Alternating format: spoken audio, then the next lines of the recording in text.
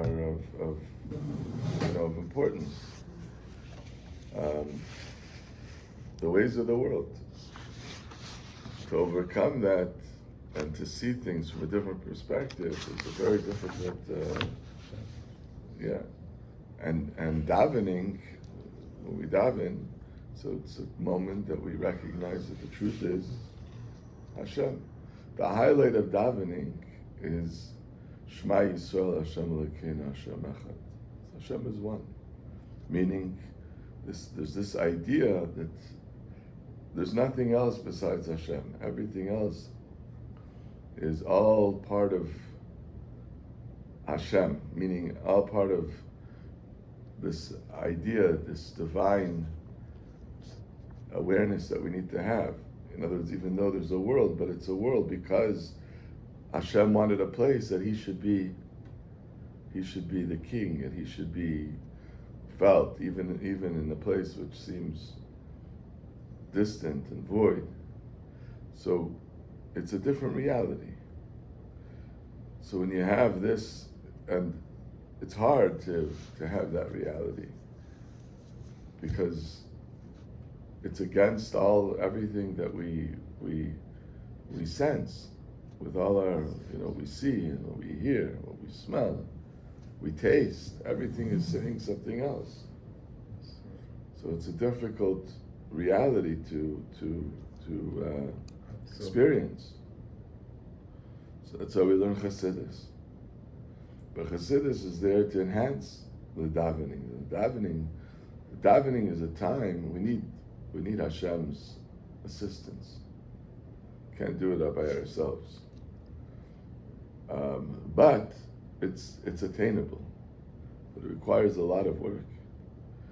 So how do we describe something that's difficult and challenging? A struggle, it's a war. We call it a war. Right? Anyhow, but that's on the deeper level. Okay, so what are we saying? The Seitzei. Seitzei la-melchama, so the Torah is talking about this war, which the Zohar describes, the war is davening. And now the Alter Rebbe sets up in the war you have two sides. He sets it up. Zelu mazeh salikim. So there's two counterparts. One opposite the other. Nefesh de Kedusha, Maisa Dibur, Machshava, Mides, V'secha de Kedusha. In this one line, the Alter Rebbe is summarizing what he talks about in the first few parakim of Tanya. He talks about the Nefesh, Hashenis, B'Yisrael, and the Nefesh has Maisa Dibur, Machshava, which is the Levushim, the garments, which he talks about in Perek Dalet, and in Perek Gimel he talks about the Midas V'Seichel Kedusha. This the Aser Keiches HaNefesh. But this is all Kedusha. This is all connected to the Nefesh Elikis, who connect the Nefesh Achiyunis Abahamis. And what is the opposite of that? That's the Nefesh Achiyunis Abahamis. That's the soul of the animal soul. And it's a struggle. When one is stronger, then the other one is lower, is getting defeated. So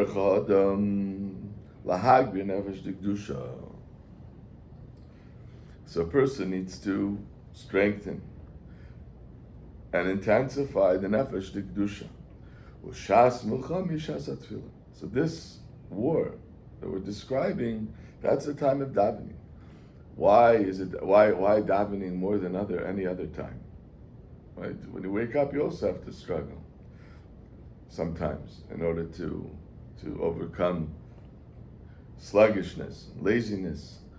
But the reason why it's connected specifically to davening, that's, in other words, why does the Zohar call davening Shas Krava? Is because it's a Shas HaKosh L'mayla, because this is a fit time. In other words, the war is a very difficult one.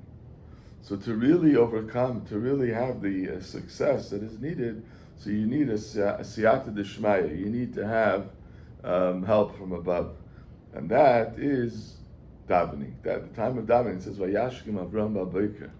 Avram woke up in the morning. Which Chassidus explains, Vayashkim Avram. Avram is the what wakes up in the morning. The Avram, the love of the Eibishter is awoken. It's because of the help that we have in the morning. It's a man of Chesed, etc. It's brought down the Chut Shel Chesed. That's a time that is opportune time to be able to fight this war, and that's why it's Mishad Davening.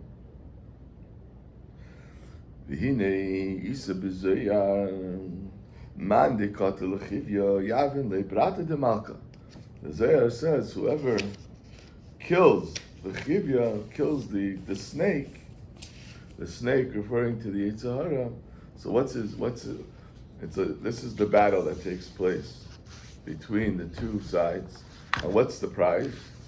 What's the princess? The princess. That's the prize. That's the that's what the one who's victorious gets this brata de malka, the daughter of the king. So that's what the Zohar says. The Alter Rebbe explains. Chivya hinach unachash hakadmeni. The chivya, the snake, is referring to the nachash hakadmeni. This is the klipa that we already got introduced to in the Torah right from the very beginning. Almost as soon as we talk about creation of man, right away, even before we talk about anything else, is right away the episode of Chava and the snake and Adam. That's the Nachash HaKadmeni, which is Amalek.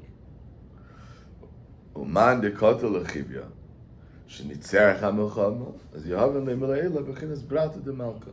So they're given the brata de malka.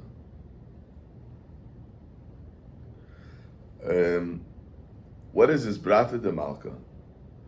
So the Alter Rebbe says, V'inyan. Meaning Yavin le'bele'ela, he's saying that this is something that it comes from above. You can't get this on your own.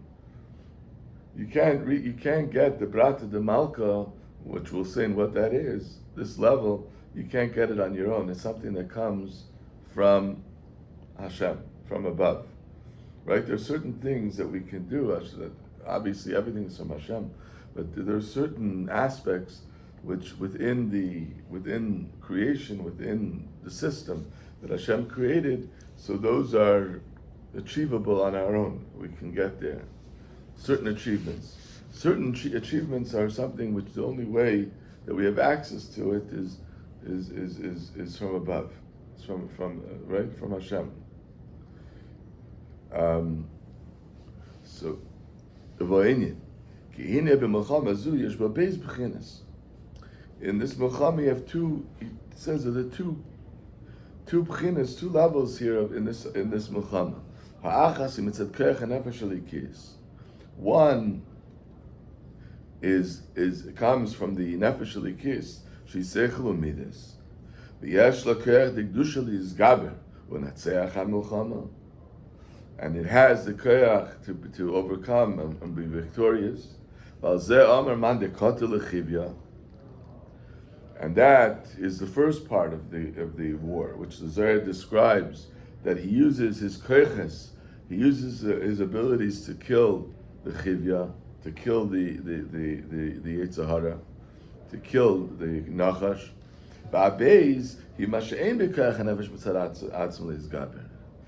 That those things which the nefesh itself can't overcome.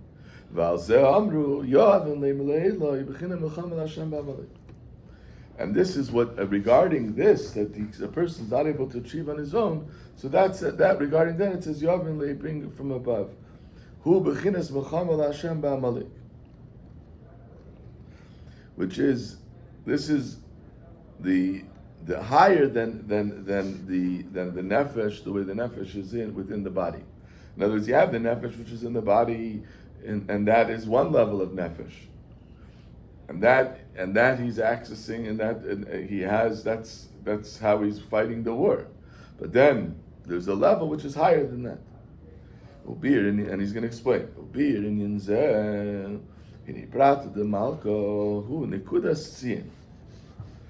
So it's referred to as Nekudas Tzion, which Tzion refers, we had it in the Maimer, Parshas Dvarim, Tzion b'mishpat yipada. Tzion refers to the Nekuda of Tzion refers to the Atzam HaNeshama. Tzion means a mark. But regarding the Tzion, regarding the Atzam HaNeshama, so there it says that the Neshama can't be in captivity. It can be dormant. It can be not felt, but it can't be V'shaveho. That's the Koiches HaNeshama. That can be, in other words, that can be hijacked into other areas, meaning that there's another Adin Kaviyachol. There's another master that holds the Koiches HaNeshama in captivity. But the Tzion, meaning the Atzam HaNeshama, that's not that remains dormant, but it's not in captivity. So Brata de Malka, who's the Brata de Malka, who's considered the Bas HaMelech, the princess, that's referring to the Atzam HaNeshama. U'knesses Yisrael, sheknesses ve'isefes ateicha ha'aras Yisrael de'leila. So this is the Brata de Malka. V'hi b'chenes nekudas halev u'pnimiyusay hamizgala b'chol neshama Yisrael b'chenes rusa deliba. U'kameshikasu b'chol levavcha sheyesh beis levavis. B'chol levavcha tells us we need to love the Eibishter. There's two levavis. There's the chitzonius halev and pnimius halev. The outer part of the heart, which that is the koiches that we described before, the koiches of the neshama, which is begilui, which is revealed. That's why it's called chitzonius halev. And then you have pnimius halev, the inner aspect of the heart, which that is referring to the brata de malka. That's it. See. The Alter Rebbe explains. Chitzonius halev, that's the part of the neshama which is mislabish in the guf. Yilamatim en hadas. Shemimenu lukacha. So it comes from das. This das is the ability to connect with the Eibishter. Shemimenu lukacha v'hui yizgabes nefesh b'keach hasagas v'askalasa. And that refers to the nefesh, and the yizgabes of the nefesh over the nefesh bahamis through its seichel, through its understanding. Shemaskel is mizbenenes. That the hisbanos that the neshama has. This is a level of understanding that the neshama has, the koiches the neshama has within the body. That he realizes that everything has a shirish. Everything comes from Hashem. And he starts to look around and he sees every blade of grass and he sees it all comes as a chayis ruchni. And each level, a level above one level and higher level, each has another shirish above it. Where does it all come from? In other words, after you get to the source of all sources, where is that? So that's Malchus, where the Chayis Ruchni comes from the Ruach Piv, the Eibishter's speech. Vayidaber Hashem, Vayomer Hashem, it says, 10 utterances. Uchsiv, Rein Asati Lefanecha Hayim. This is all Chitzonius Halev. All of this is part of the ammunition and part of the war that's taking place within the Chitzonius Halev. Uchsiv, Rein Asati Lefanecha Hayim. So this he continues to think and meditate on the fact that the Eibishter, it says in the Pasuk, is a Chaim. What's Chaim? The Chayis. Shebechol Dvar Nivra, that you're able to see. The Eibishter is telling you, look, appreciate, recognize, understand. Shebechol Dvar Nivra, listen, like everything else in life, so you can get caught by the the external, aspects of things, and you can get distracted, or you can look deeper and into the integral parts of that which you're looking at, and you get emerges a whole different story, a whole different truth. So the truth is that when we look at the world, the chayes that we're looking, and this is something that you can reach. This is accessible. That's why we call it chitzonius halev. It's accessible with meditation, with one's understanding of with seichel, that he reaches, that realizes that the truth in everything that exists is the chayes haleki, is the godly chayes that sustains it, that puts it into existence. Shekol dvar nivra yesh bechinas maves v'chayim. The maves means there's death and life. What's maves? The maves is that part of it which is not true, not real, not alive. It's everything. As soon as a flower gets cut from its source, from its source of life, it starts to fade. Okay, the first few days, it looks fresh, but afterwards, you don't water it. Even if you do water it, but it slowly deteriorates. What you're looking at is maves. You're looking at death. Just because the first day, when you look at it, it looks alive and it looks fresh, and everybody gets excited with the flower, but really what you're looking at is something which is in the process of deteriorating. If in our ability to see, we had like a fast forward button that can fast forward, so, like a video. So you fast forward, you'd see all of a sudden it deteriorates, and the petals fall off, and it looks like a stick, like a nothing. That's the mavis. What? In what moment we talk? Even now, the point is that what you're looking at is a process of deterioration. You're not looking at chayis. Truth doesn't change, doesn't deteriorate.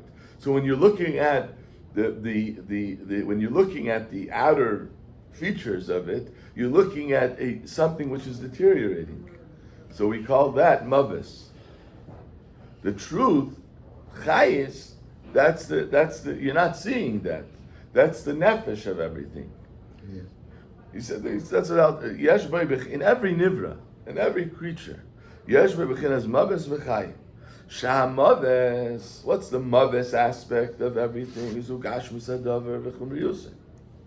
V'chayim haynu aruchni shabei. Sha'idei zeh. So when one sees, and he sees the depth of it. In other words, he sees what's chayim and what's maves. Then you should choose life. Choosing life doesn't mean you want to live. Obviously, who doesn't want to live? Right? Anybody that's sane, that's healthy, wants to live. But over here we're saying b'chayta b'chayim. Choose life. Choose the truth. Choose the truth, which is not the gashmistic aspect of what you're looking at, but it's the ruchnistic aspect of it. The ruchnis aspect of that's the truth of that of every single nivra.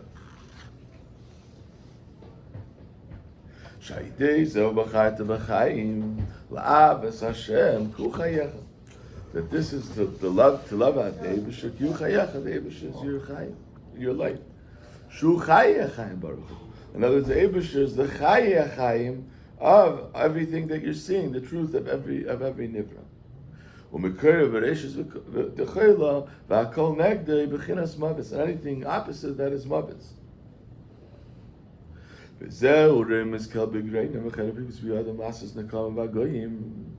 And this is what we say in davening, connected with this, that reim miskel b'greina, that in their throats, means in their expression is the reim miskel, is expressing the exaltedness of the Eibishter. The Cherev Pifis, and they're holding a Cherev, they're holding a sword in their hands. What's the point of the sword? To wage war. So how do we explain in the context of the way we're understanding davening and the process that's taking place in through the davening, that we're focusing now on the Chaim, we're focusing on the truth, and Memela we're waging war against Maves, against the what appears to be the truth. So the Rebbe explains this pasuk. Goyim, what does Goyim mean? Goyim is the Ma'aseh V'dir Machshavas Shaloi Lavayemo. Goyim refers to those thoughts, those actions, the speech which is not for the Eibishter. V'heim nimshachim b'chinas hamalek. And where do they come from? Where does it come from to do things that are not in line with what the Eibishter wants? That comes from Amalek. V'hanikama. What's the war? What's the fight against them? Shehi bitula neshvirasa. That's to nullify them, and that's to break them. And how is that done? How do you fight against all the thoughts and the speech and the action?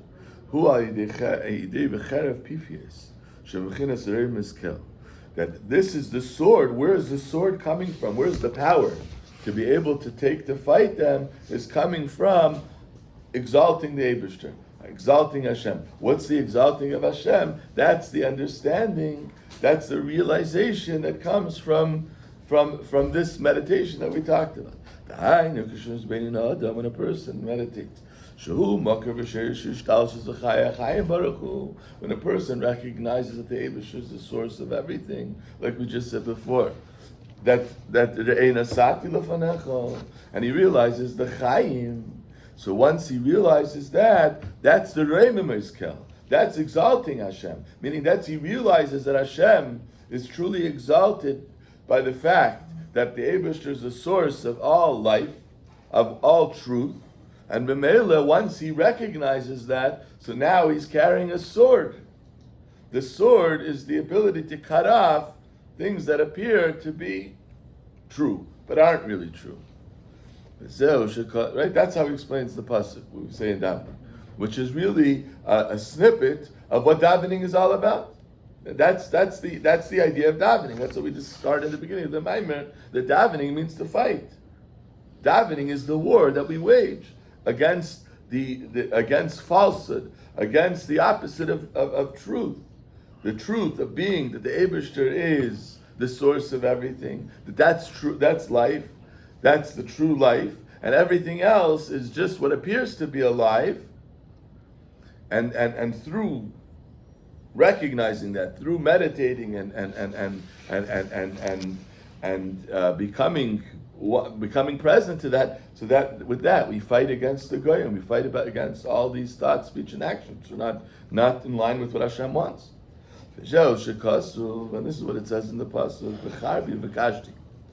So it says there that Yaakov Avinu, it says that he took Shechem b'charbi v'kashti, with my sword and with my bow. How did they overcome Shechem?